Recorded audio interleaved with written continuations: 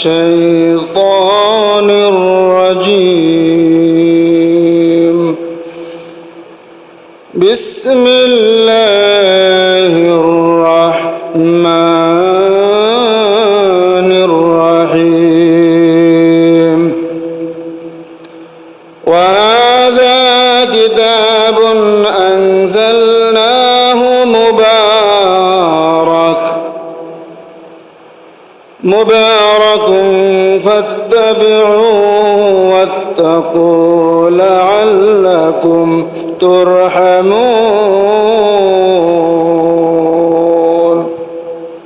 صدقت يا ربنا. عن ابن عباس رضي الله تعالى عنه قال قال رسول الله صلى الله عليه وسلم إن الذي ليس في جوفه شيء من القرآن كالبيت الخرب رواه الترمذي. আলহামদুলিল্লাহ, সমস্ত প্রশংসা মহান আল্লাহ সুবহানাহু ওয়া তাআলার, যার অশেষ মেহেরবানিতে পবিত্র জুমার দিন আল্লাহ রাব্বুল আলামিনের হুকুম জুমার সালাত আদায় করার জন্য দুনিয়াবি কাজকর্ম পরিহার করে পবিত্র ঘর মসজিদে উপস্থিত হয়েছি। যে মহান মনিব আমাদেরকে উপস্থিত হওয়ার তৌফিক দিয়েছেন, সেই মহান মাহবুদের দরবারে অন্তরের অন্তরস্থল থেকে লাখো কোটি শুকরিয়া আদায় করি। সকলে বলি আলহামদুলিল্লাহ।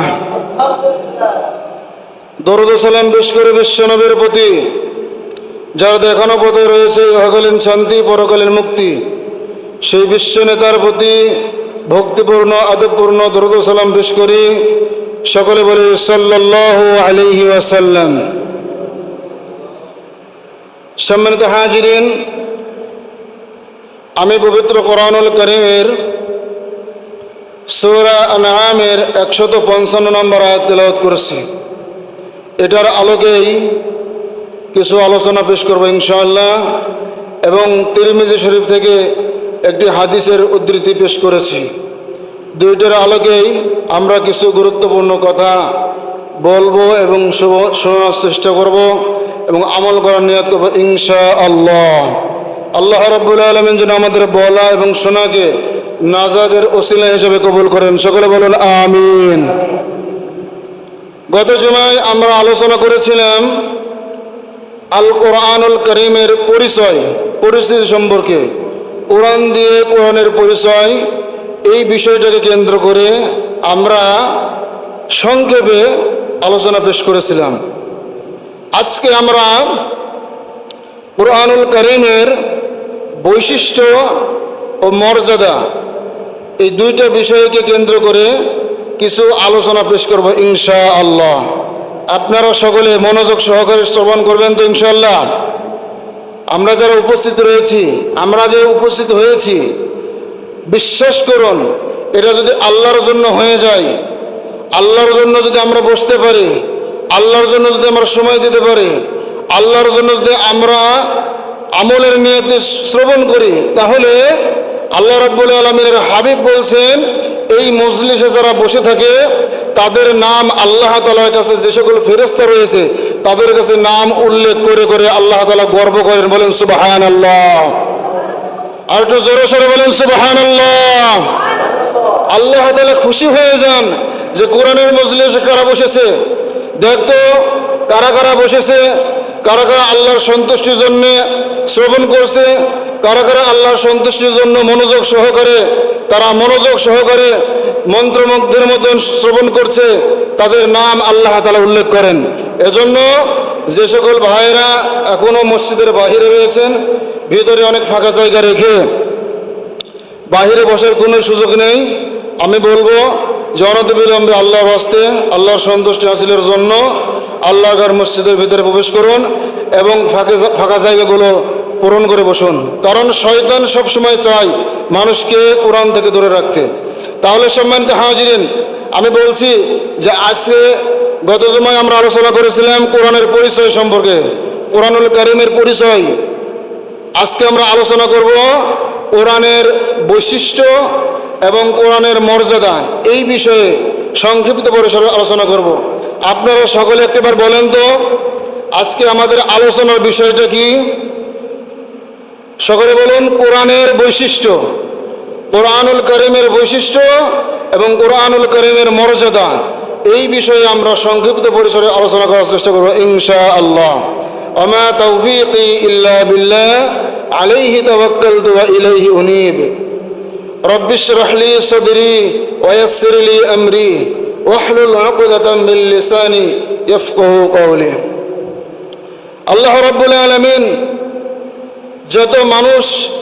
যত মানব মণ্ডলী সৃষ্টি করেছেন সকল মানুষের জন্য হেদায়েতের জন্য যুগে যুগে কালে কালে নবী রাসূল প্রেরণ করেছেন। তার ধারাবাহিকতায় আখেরি কালাম, আখেরি কিতাব, সর্বশেষ কিতাব, সেই কিতাবের নাম সকলে আমার সাথে বলেন আল কোরআন। সকলে বলেন এই কিতাবের নাম কি? আল কোরআন। আমরা বাংলা ভাষায় অনেকে বলে থাকি কোরআন শরীফ। কোরআন শরীফ তো আল্লাহ তাআলা বলেননি, যদিও শরীফ শব্দটি খারাপ না, কিন্তু আল্লাহ তাআলা উল্লেখ করেছেন কোরআনুল মাজিদ, কোরআনুল করিম, বুরহান, নূর, এগুলো হচ্ছে আল্লাহর কালামের নাম, কোরআনের নাম। শরীফ কোনো জায়গায় কোরআনের নাম নাই। আমাদের প্রচলিত ভাষাতে অনেকে বলে, তাই এটা বলাতে কোনো বাড়তি ফায়দাও নেই। আমরা বলবো কোরআনুল করিম। কি বলবো? কোরআনুল করিম, কোরআনুল মাজিদ, নূর, বুরহান, ফুরকান, কিতাব, তানজিল, যেটা আপনার কাছে মজা লাগে সেটা বলবেন। কিন্তু শরীফটাও বলা যাবে না এমনটা না, কিন্তু শরীফ বললে আপনি অতিরিক্ত সওয়াব পাবেন কিনা বলতে পারবো না, কিন্তু কোরআনুল কারীম বললে অবশ্যই সওয়াব আল্লাহ তাআলা দিয়ে দিবেন আমলনামায়, এই কথাটা নিশ্চিতভাবে বলা যায়। যাই হোক, তাহলে আমরা একটা জিনিস শিখতে পারলাম, কোরআনের নাম কোরআন শরীফ না বলে আমরা বলবো কোরআনুল কারীম, কোরআনুল মাজিদ। তাহলে এটা হচ্ছে আখেরি কালাম। বিশ্বাস করুন, এই কালামের পর, এই কিতাবের পর আল্লাহ তাআলার পক্ষ থেকে উম্মতে মুহাম্মাদের জন্য, মানুষকে সচেতন সতর্ক করার জন্য আর একটি কালামও আসবে না। আল্লাহ তাআলা আর একটি বাণীও পাঠাবেন না। যা দেওয়ার সব এই কোরআনের মধ্যে দিয়ে দিয়েছেন। প্রচলিতভাবে অনেকে এটা, আমাদের সমাজ ব্যবস্থায় অনেকে মনে করে এটা একটা ধর্মগ্রন্থ।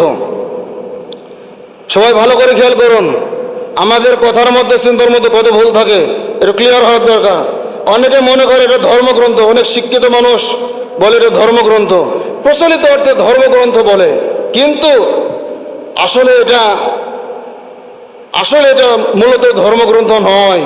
মানে ধর্মগ্রন্থ বললে এটাকে কম বলা হবে, ধর্মগ্রন্থ বললে এটাকে কম বলা হবে। যেমন আমরা অন্যান্য ধর্মের যে সকল কিতাব থাকে তাদের যেগুলো ধর্মগ্রন্থ তারা বলে, সে অনুপাতে যেমন বেদ, জিন্দাবিস্তা, ত্রিপিটক, বাইবেল, এই জাতীয় যে ধর্মগ্রন্থ আছে, ওইগুলোর সাথে মুসলিমের পরিবারের কিছু সদস্যরাও তারাও মনে করে এটা কোরআনটাও ধর্মগ্রন্থ। কোরআনকে ধর্মগ্রন্থ বললে একটু কম হয়ে যায়। যার যেটা প্রাপ্য তাকে যদি সেটা না দেওয়া হয়, কম যদি দেওয়া হয়, তাহলে তার উপর সেটা জুলুম করা হয়। তাহলে প্রচলিত অর্থে আমাদের সমাজ ব্যবস্থায় যে বলা হয় কোরআনকে ধর্মগ্রন্থ, কোরআনকে ধর্মগ্রন্থ বলা যাবে না। কোরআন হচ্ছে আখেরি কালাম, কালামুল্লাহ, আল্লাহর পক্ষ থেকে নাজিলকৃত কিতাব। এটা হচ্ছে জীবন ব্যবস্থা, পূর্ণাঙ্গ জীবন ব্যবস্থা। সকলে বলেন সুবহানাল্লাহ। কোরআন হচ্ছে পূর্ণাঙ্গ জীবন ব্যবস্থা। একটা ছোট বাচ্চা জন্মগ্রহণ করবে, তার সাথে কেমন আচরণ করতে হবে, এবং একজন বৃদ্ধ মানুষ মারা যাবে, মারা যাওয়ার পর তাকে কিভাবে দাফন কাফন করতে হবে, সব বিষয় কোরআনে দিয়ে দেওয়া হয়েছে। এজন্য অন্যান্য ধর্মগ্রন্থের মতো আমরা যদি কোরআনকে ধর্মগ্রন্থ বলি তাহলে এটা কম বলা হবে। আমরা কোরআনকে ধর্মগ্রন্থ বলবো না, বরং বলবো এটা জীবন ব্যবস্থা, কোরআনুল কারীম, পূর্ণাঙ্গ জীবন ব্যবস্থা। বলেন তো কোরআন কি পূর্ণাঙ্গ জীবন ব্যবস্থা না? মানুষের প্রত্যেকটা জীবনের ক্ষেত্রে, প্রত্যেকটা বিভাগের সকল বিষয়ের দিক এবং আলোচনার উৎস হচ্ছে কোরআন। তাহলে এক নম্বরের বৈশিষ্ট্য হচ্ছে এটা আল্লাহ পাকের পক্ষ থেকে নাজিলকৃত সর্বশেষ আসমানি কিতাব। সকলে বলেন সুবহানাল্লাহ। 104 খানা কিতাব বলা হয়, 100 খানাকে সহিফা, আর 4টাকে বড় কিতাব বলা হয় তাওরাত, জাবুর, ইনজিল, আল কোরআন। ঠিক কিনা বলেন? তাহলে এক নম্বর বৈশিষ্ট্য হচ্ছে আল্লাহ তাআলার পক্ষ থেকে নাজিলকৃত কিতাব, তার নাম হচ্ছে কোরআনুল করিম। সুবহানাল্লাহ। দুই নম্বর হচ্ছে এই কোরআনের বিশাল বৈশিষ্ট্য হচ্ছে এই কোরআনের ভিতরে সকল বিষয়ের আলোচনা করা হয়েছে, সকল বিষয়ের আলোচনা করা হয়েছে। কেমন? এটা তো আমার কথা নাই, এই কথাটি আল্লাহ তাআলা বলে দিয়েছেন। আল্লাহ রাব্বুল আলামিন সূরাতুন নাহলের, যেটা 16 নম্বর সূরা নাহলের 79 নম্বর আয়াতের শেষ অংশে 14 নম্বর পারা 16 নম্বর পৃষ্ঠাতে এটা রয়েছে, ওয়ানাজ্জালনা আলাইকাল কিতাবা তিবয়ানাল লিকুল্লি শাই ওয়া হুদাও ওয়া রাহমাতাও ওয়া বুশরা লিল মুসলিমিন। সকলে বলুন আল্লাহু আকবার। আল্লাহ রাব্বুল আলামিন বলেন, ওয়ানাজ্জালনা আলাইকাল কিতাবা তিবয়ানাল লিকুল্লি শাই, হে রাসূল আমি আপনার উপর এমন একটি কিতাব নাযিল করেছি, এমন একটি কিতাব অবতীর্ণ করেছি যেটাতে সকল বিষয়ের, সকল দিকের সব বিষয় আলোচনা করা হয়েছে। আর এটা হচ্ছে মুসলমানদের জন্য হুদা, মুসলমানদের জন্য হিদায়াত, ও রাহমা, রহমত, ওয়া বুশরা লিল মুসলিমিন, আর মুসলমানদের জন্য এটা সুসংবাদদাতা। সকলে বলেন সুবহানাল্লাহ। অর্থাৎ মুসলমান এটা এখান থেকে আলোচনা নিয়ে, এখান থেকে শিক্ষা নিয়ে তার জীবন পরিচালিত করবে। অনেক মানুষ বলে যে ভাই নামাজ পড়বো আল্লাহর কালাম দিয়ে, আর রোজা করবো আল্লাহর কালাম দিয়ে, পরিবারের সদস্যদেরকে চালাবো আল্লাহর কালাম দিয়ে, আয় রোজগারের সময় কি আবার আল্লাহর কালাম দিয়ে করা যায় নাকি? ওখানে হালাল হারামের বিষয় অতভাবে ধরলে হয় না। হুজুরের কাম নেই, খালি হুজুর ধরে। আসলে মূলত কি হুজুর ধরে না? হুজুরের রব যিনি, আপনার রব যিনি, তিনি ধরবেন। বলেন ওহুদা, আল্লাহ বলছেন এই কোরআন হচ্ছে তাদের জন্য হেদায়েত, অবশ্যই, এবং তাদের জন্য সুসংবাদ। এই কোরআনের বিধান যদি আপনি মেনে নিতে পারেন, ভাই বিশ্বাস করুন, এটা কোনো আলেমের কথা নয়, এটা কোনো ইমাম সাহেবের কথা নয়, এটা কোনো খতিব সাহেবের কথা নয়, এটা কোনো মৌলানা সাহেবের কথা নয়, এটা কোনো শিক্ষকের কথা নয়, এটা হচ্ছে স্বয়ং আল্লাহ রাব্বুল আলামিন বলেছেন, হুদা ওয়া রাহমাতাও ওয়া বুশরা লিল মুসলিমিন, তাদের জন্য হেদায়েত, তাদের জন্য রহমত, এবং তাদের জন্য সুসংবাদ। বলেন আলহামদুলিল্লাহ। তাহলে কোরআনে সকল বিষয়ের আলোচনা আছে কিনা বলেন? সকলে বলেন, জোরে সোরে বলেন, কোরআনে সকল বিষয়ে কি আলোচনা আছে? পরিবারের কথা আছে, সমাজের কথা আছে, দেশের কথা আছে, রাষ্ট্রের কথা আছে, অর্থনীতির কথা আছে, পররাষ্ট্রনীতির কথা আছে, রাজনীতির কথা শুধু নাই। কি বলেন? রাজনীতির কথা কোরআনে আছে। সকল বিষয়ের আলোচনা কোরআনে দিয়ে দিয়েছেন। কেউ যদি মনে করে, কোন কর্মী, কোন নেতার কথা শুনে প্রভাবিত হয়ে যদি মনে করে যে আল্লাহ সকল বিষয় কোরআনে দিয়ে দিয়েছে, শুধুমাত্র রাজনৈতিক অংশটা কোরআনে দেয়নি, বিশ্বাস করুন এই কথা যদি কেউ বলে আর কেউ যদি বিশ্বাস করে এই কথা, তাহলে সঙ্গে সঙ্গে তার কাছ থেকে ঈমান হারা হয়ে যাবে, সঙ্গে সঙ্গে তার কাছ থেকে ঈমান চলে যাবে, নষ্ট হয়ে যাবে। নাউযুবিল্লাহি মিন যালিক। আমি তো আপনাকে ভয় দেখানোর জন্য বলছি না, আমি তো আপনাকে কষ্ট দেওয়ার জন্য কথা বলছি না, আমি তো আপনাকে সচেতন, সতর্ক করার জন্য বলছি। ভাই, এই যে কিতাবাদি নিয়ে এই যে কথাবার্তা বলতেছি, এমনি এমনি সম্ভব হয় না। পড়াশোনা করা লাগে, বারবার পড়া লাগে, বারবার দেখা লাগে, বারবার চিন্তা ভাবনা করা লাগে, তারপরে কথাগুলো আসে। তাহলে ওয়ানাজ্জালনা আলাইকাল কিতাবা তিবয়ানাল লিকুল্লি শাই ওয়া হুদাও ওয়া রাহমাতাও ওয়া বুশরা লিল মুসলিমিন। সূরা নাহল 16 নম্বর সূরা নাহল 89 নম্বর আয়াতে রয়েছে, 14 নম্বর পারা 16 নম্বর পৃষ্ঠাতে রয়েছে। আপনারা ভালোভাবে বের করে দেখে নেবেন, ব্যাখ্যা সহ পড়ে নেবেন, ইনশাআল্লাহ আপনার মনের ভিতরের কোনো যদি সংকীর্ণতা থাকে এটা আপনার দূর হয়ে যাবে ইনশাআল্লাহ। এরপরে কোরআনের আরেকটি বিশাল বৈশিষ্ট্য হচ্ছে কোরআন অবিকল। সেই 1400 বছর আগে আল্লাহ রাব্বুল আলামিন তার হাবিবের উপর যেভাবে নাজিল করেছেন, অদ্যাবধি এখন পর্যন্ত সেইভাবেই আছে এবং কিয়ামত পর্যন্ত এইভাবেই থাকবে। সকলে বলেন আল্লাহু আকবার। কিন্তু এই কোরআনের আগে যত কিতাব ছিল, বাইবেল বলেন, তারপরে ত্রিপিটক বলেন, আরও যে ধর্মগ্রন্থ বলেন, জিন্দাবিস্তা বলেন, যত ধর্মগ্রন্থ রয়েছে সকল ধর্মগ্রন্থে কাটছাঁট করা হয়েছে। বর্তমানে যে বাইবেল গ্রন্থ খ্রিস্টানদের, এটা যদি আপনি একটু খেয়াল করেন যে আগে যে বাইবেলে যে কথাগুলো ছিল পুঙ্খানুপুঙ্খভাবে বাইবেলে কিন্তু এখন বর্তমানে নাই। তারা কাটছাট করে ফেলেছে, তারা সংযোজন করে ফেলেছে। এজন্য বাইবেল আর অনুসরণ করার সুযোগ নেই, কারণ কোরআন আল্লাহ তাআলা দিয়ে দিয়েছেন, এটাই হচ্ছে পূর্ণাঙ্গ জীবন ব্যবস্থা। বাইবেলের ভিতরে কাটছাট করা হয়েছে, অন্যান্য ধর্মগ্রন্থের ভিতরে কাটছাট করা হয়েছে, সংযোজন বিয়োজন করা হয়েছে, কিন্তু কেবলমাত্র একমাত্র শুধুমাত্র কোরআন নির্ভেজাল। কি বলেন? আপনারা কি বিশ্বাস করেন কোরআন কি ভেজাল যুক্ত না ভেজাল মুক্ত? কোরআনের ভিতরে কোনো কি ভুল আছে? সকলে বলেন, কোরআনের ভিতরে কোনো ভুল আছে? কোনো ত্রুটি আছে? কোনো সংশয় আছে? নাই। দলিল কি? রব্বুল আলামিন বলেন পবিত্র কোরআনুল কারীমের 2 নম্বর সূরা সূরাতুল বাকারাতে আল্লাহ তাআলা বলে দিয়েছেন, যালিকাল কিতাবু লা রাইবা ফীহি হুদাল লিল মুত্তাকিন।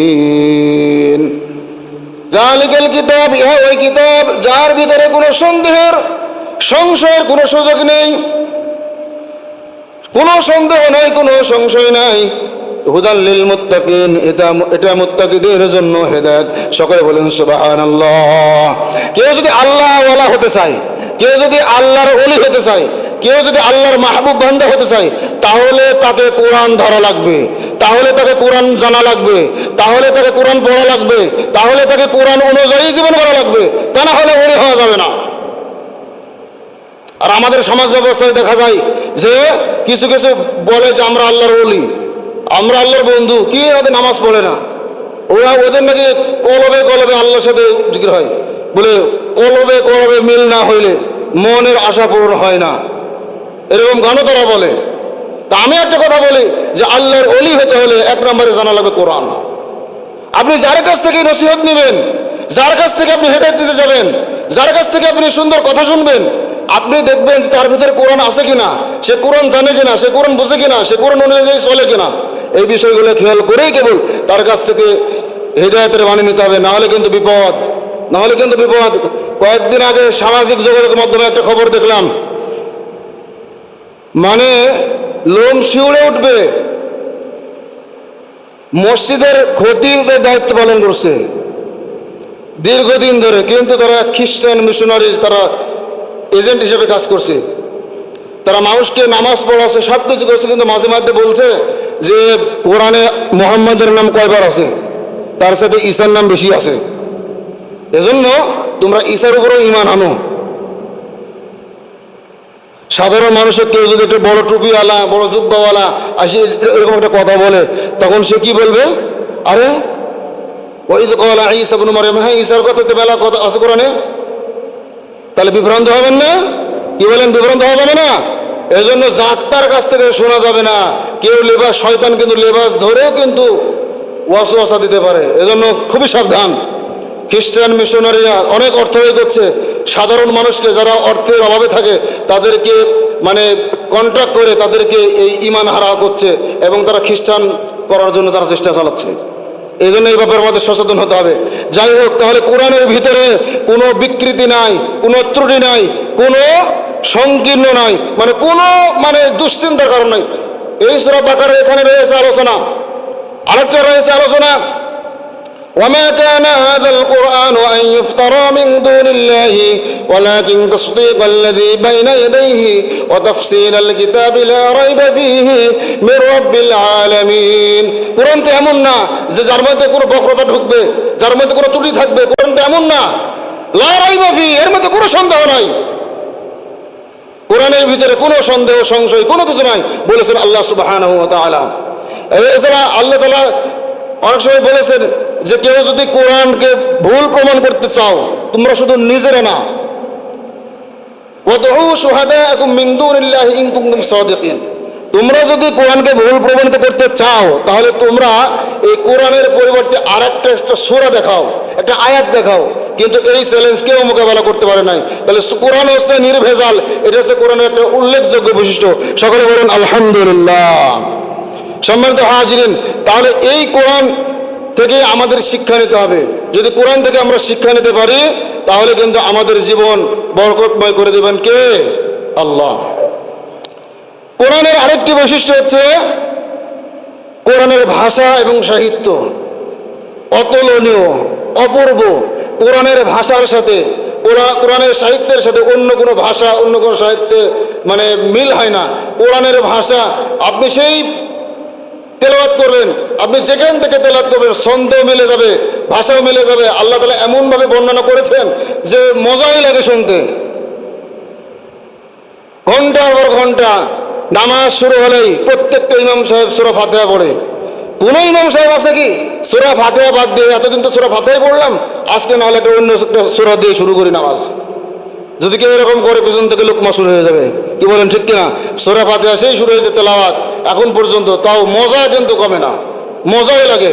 আপনি সূরা ফাতিহা তেলাওয়াত করবেন সুললিত কণ্ঠে, তাজবিদ সহকারে, হক আদায় করে, মজাই লাগবে। যারা ভালো তেলাওয়াত করে তাদের কাছ থেকে তেলাওয়াত শুনে মনটা ভালো হয়ে যাবে, সুন্দর হয়ে যাবে, মনটা শান্ত হয়ে যাবে। এই কথা আল্লাহ তাআলা বলে দিয়েছেন। তাহলে কোরআনের ভাষার সাথে, কোরআনের সাহিত্যের সাথে কোনো ভাষা, কোনো সাহিত্যের তুলনা হয় না। এদিক দিয়ে কোরআন কিন্তু অতুলনীয়।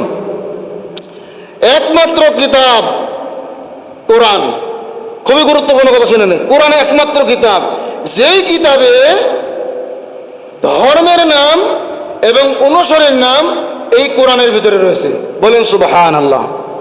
কথাটা বলে বুঝতে পারেননি? একমাত্র কিতাব কোরআন।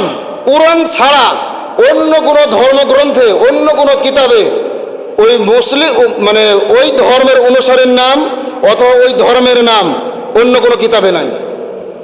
আপনি হিন্দু বলেন, সনাতন ধর্ম বলেন, ওদেরকে যদি জিজ্ঞাসা করেন যে তোমাদের ধর্মের মধ্যে না আছে হিন্দু নাম, ওরা কিন্তু দেখাতে পারবে না। খ্রিস্টানদেরকে যদি বলা হয় যে তুমি দেখাতে পারবে তোমার ধর্মগ্রন্থে আছে, দেখাতে পারবে না। কিন্তু শুধুমাত্র কোরআন, সুবহানাল্লাহ, এই কোরআন তার অনুসারীর কথা বলে দিয়েছে এবং এর ধর্মের কথাও এই কোরআন বলে দিয়েছে। সুবহানাল্লাহ। আল্লাহ রাব্বুল আলামিন বলেন, ইন্নাদ-দীনা ইনদাল্লাহিল ইসলাম, নিশ্চয় ইসলামই হচ্ছে আল্লাহর কাছে দিন হিসাবে পছন্দনীয়। সুবহানাল্লাহ। তাহলে ধর্মের নাম ইসলাম কোরআনে আছে কিনা বলেন? আছে না?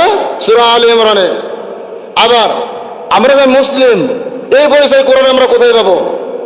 এটাও কোরআনের মধ্যে রয়েছে সূরা হজের শেষের দিকে 17 নম্বর পারার 20 নম্বর পৃষ্ঠা শেষের দিকে রয়েছে, হুয়া সাম্মাকুমুল মুসলিমিন, আমরা যে মুসলমান এই কথাটি কোরআনের ভিতরে আল্লাহ তাআলা কোট করে দিয়েছেন। সকলে বলেন সুবহানাল্লাহ।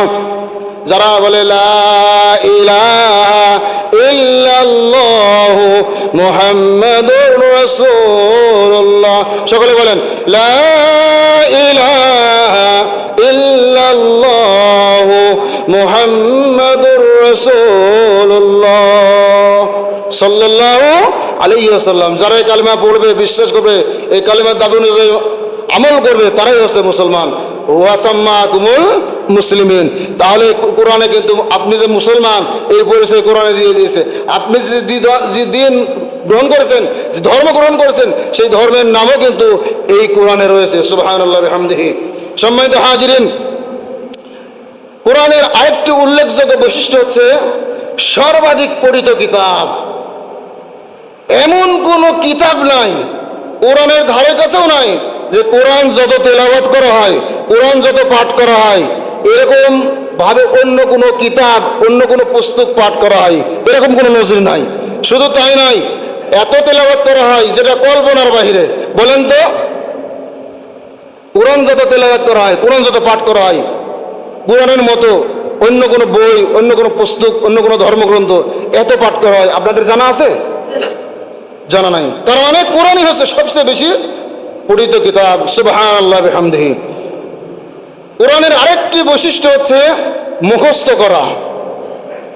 কোরআনের হাফেজ শত শত নয়, হাজার হাজার নয়, কোটি কোটি কই। বলেন সুবহানাল্লাহ।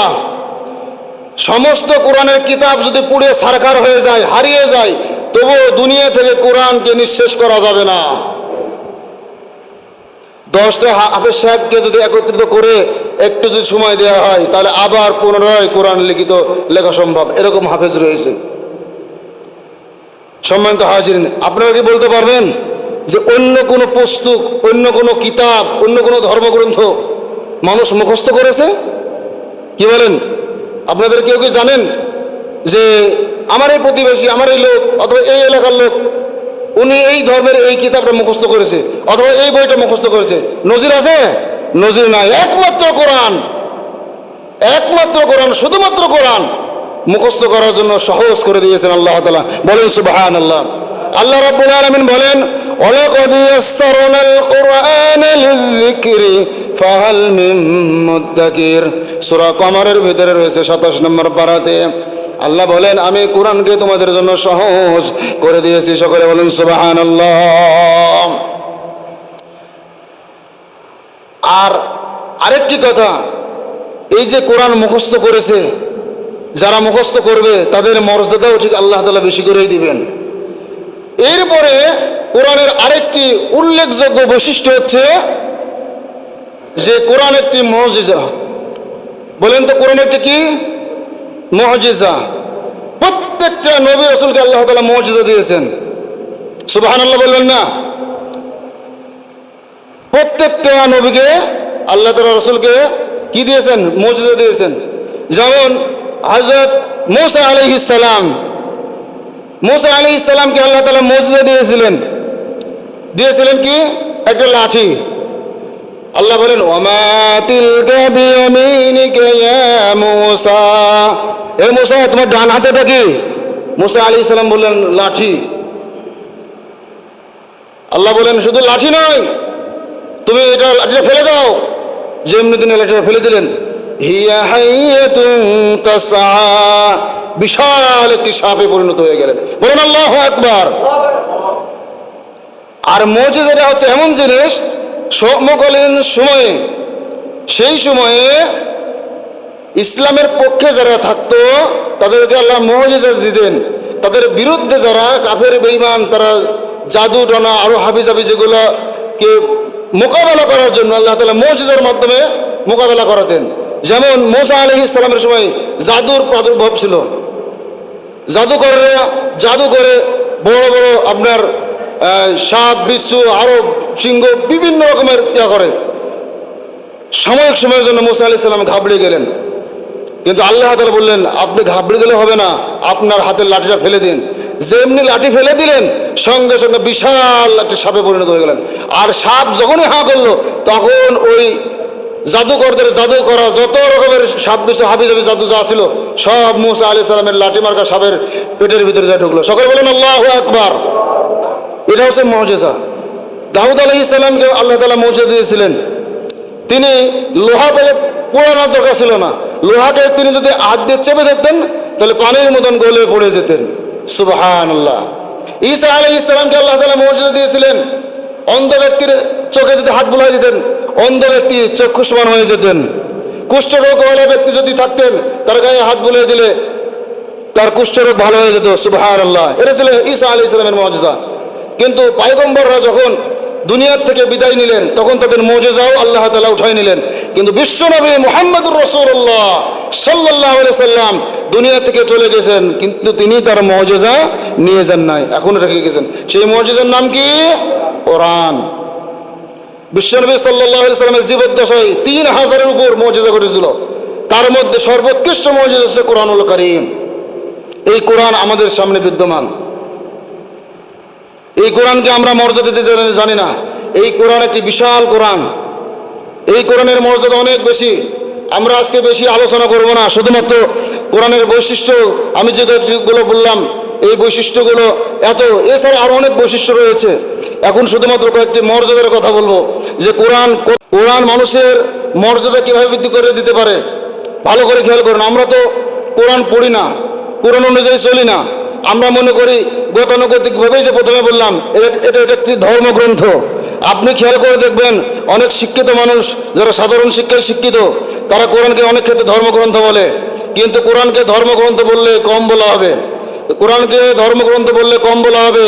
কোরআন ধর্মগ্রন্থ নয়, কোরআন একটি পূর্ণাঙ্গ জীবন বিধান। কোরআন একটি পূর্ণাঙ্গ জীবন বিধান। অর্থাৎ মানুষের সকল বিষয়ের সকল দিকের আলোচনা রয়েছে কোরআনে। এই বিষয়ে আল্লাহ তাআলা বলেছেন সূরা নাহাল 16 নম্বর সূরা নাহাল 89 নম্বর আয়াতে, যেটা রয়েছে 14 নম্বর পারা 16 নম্বর পৃষ্ঠাতে। ভালো করে দেখে নেবেন, ব্যাখ্যা সহ দেখে নেবেন, তাহলে সব পেয়ে যাবেন ইনশাআল্লাহ। তাহলে বলেন তো, কোরআন কি ধর্মগ্রন্থ না পূর্ণাঙ্গ জীবন বিধান? সকলে জোরে বলেন, কোরআন কি ধর্মগ্রন্থ না পূর্ণাঙ্গ জীবন বিধান? আর একটু জোরে বলেন, কোরআন কি পূর্ণাঙ্গ জীবন বিধান নয়?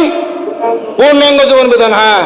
অতএব এই কোরআনে যা আছে সেখান থেকে আমরা আলোচনা করবো ইনশাআল্লাহ। এখন আমরা কোরআনের মর্যাদা সম্পর্কে আলোকপাত করব, কয়েক মিনিটে শেষ করে দেব। আল্লাহ রাসূল বিশ্বনবী সাল্লাল্লাহু আলাইহি ওয়াসাল্লাম বলেছেন, মান ক্বারাআল কুরআনা ফাস্তাযহারাহু ফাআহাল্লা হালালাহু ওয়া হাররামা হারামাহু আদখালাহুল্লাহুল জান্নাহ। বিশ্বনবী সাল্লাল্লাহু আলাইহি ওয়াসাল্লাম বলেছেন, কোন ব্যক্তি যদি এই কোরআনের বর্ণিত হালালকে হালাল এবং হারামকে হারাম জেনে বুঝে আমল করে, তাহলে ওই ব্যক্তিকে আল্লাহ তাআলা জান্নাত দিয়ে দিবেন। বলেন সুবহানাল্লাহ। তার জন্য জান্নাত ওয়াজিব হয়ে যাবে, জাহান্নাম হারাম হয়ে যাবে। শুধু তাই নয়, বিশ্বনবী মুহাম্মদ রাসূলুল্লাহ সাল্লাল্লাহু আলাইহি ওয়াসাল্লাম বলেছেন যে কিয়ামতের দিন এই কোরআন বান্দার পক্ষে সাক্ষী দিবে। আল কোরআন হুজ্জাতুল লাকা আও আলাইকা, কোরআন কারো পক্ষে সাক্ষী দিবে, কারো বিপক্ষে সাক্ষী দিবে। কোরআন যদি পক্ষে সাক্ষী দেয়, তার আর কোনো দুশ্চিন্তার কারণ নাই। কোরআন যদি কারো পক্ষে সাক্ষী দেয়, সে তো ওহুদা ও রাহমাতা ওয়া বুশরা, সুসংবাদ। ওই যে বলেছি সম্মানিত হাজিরিন, তাহলে কি আমরা চাই যে কোরআন আমাদের পক্ষে সাক্ষী দিক? আমি সবাইকে জিজ্ঞাসা করছি, কিয়ামতের দিন বিভীষিকাময় মুহূর্তে, যেই দিন আল্লাহ তাআলার অনুমতি ক্রমে আল্লাহ রাসূল শাফায়াত করবেন, এছাড়া আল্লাহর কালাম বান্দার পক্ষে সাক্ষী দিবে, আমরা কি চাই যে কোরআন আমাদের পক্ষে সাক্ষী দিক? চাই। তাহলে সকলে একবার আল্লাহর নামে তাকবীর বলবেন, আল্লাহু আকবার। আরো বলেন, আল্লাহু আকবার, আল্লাহু আকবার। কারণ আল্লাহ রাসূল বলেছেন, আল কোরআন হুজ্জাতুল লাকা ওয়া আলাইকা, কোরআন কারো পক্ষে সাক্ষী দিবে, কারো বিপক্ষে সাক্ষী দিবে। কোরআন কার পক্ষে সাক্ষী দেবে আর কার বিপক্ষে সাক্ষী দেবে, ভালো করে শুনুন। যারা কোরআন অনুযায়ী চলবে, কোরআন পড়বে, কোরআন জানবে, কোরআন অনুযায়ী চলবে, কোরআন অনুযায়ী চলার জন্য চেষ্টা করবে, তাদের জন্য কোরআন কি করবে? সাক্ষী দেবে। আর কোরআন সাক্ষী তো দিবেই না, বরং আল্লাহ রাসূল তার বিরুদ্ধে মামলা দায়ের করবে। আমি কি এটা বলবো? বলেন তো, আমি কি এটাকে বলবো? আল্লাহ রাসূল কার বিরুদ্ধে অভিযোগ দায়ের করবে, অর্থাৎ মামলা দায়ের করবে? আমরা থানায় যায় কেস করি, কোর্টে যায় কেস করি। আল্লাহ রাসূল কিয়ামতের দিন ওই সকল বান্দার বিরুদ্ধে মামলা করবে, তাদের ব্যাপারে আল্লাহ বলছেন সূরা ফুরকানের ভিতরে 36 নম্বর আয়াত 19 নম্বর পারার প্রথম পৃষ্ঠাতে রয়েছে, وقال الرسول يا ربي إن قومي اتخذوا هذا القرآن مهجورا। কিয়ামতের দিন আল্লাহ পাকের রাসূল ওই সকল ব্যক্তির বিরুদ্ধে অভিযোগ দায়ের করবে, মামলা দায়ের করবে, আল্লাহ আপনার এই সকল বান্দারা এই কোরআনকে তারা অবজ্ঞা করেছিল, অবহেলা করেছিল, এটা তুচ্ছ মনে করেছিল। وقيل اليوم ننساكم كما نسيتم لقاء يومكم هذا ومأواكم النار وما لكم من ناصرين। 25 নম্বর পারার 6 নম্বর পৃষ্ঠাতে রয়েছে, সূরাতুল জাসিয়ার মধ্যে রয়েছে, وقيل اليوم ننساكم كما نسيتم لقاء يومكم هذا। কোরআন সেই দিন বলবেন, আল্লাহ রাসূল বললেন সেই দিন বলবেন যে সে কোরআন দুনিয়াতে যেভাবে আমাকে ভুলে গিয়েছিল, আজকেও আমি তাকে ভুলে গেলাম।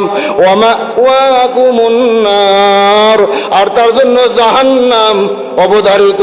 ওয়ামা লাকুম মিন নাসিরিন, আর তার জন্য কোনো সুপারিশকারী, সাহায্যকারী আর কেউ থাকবে না।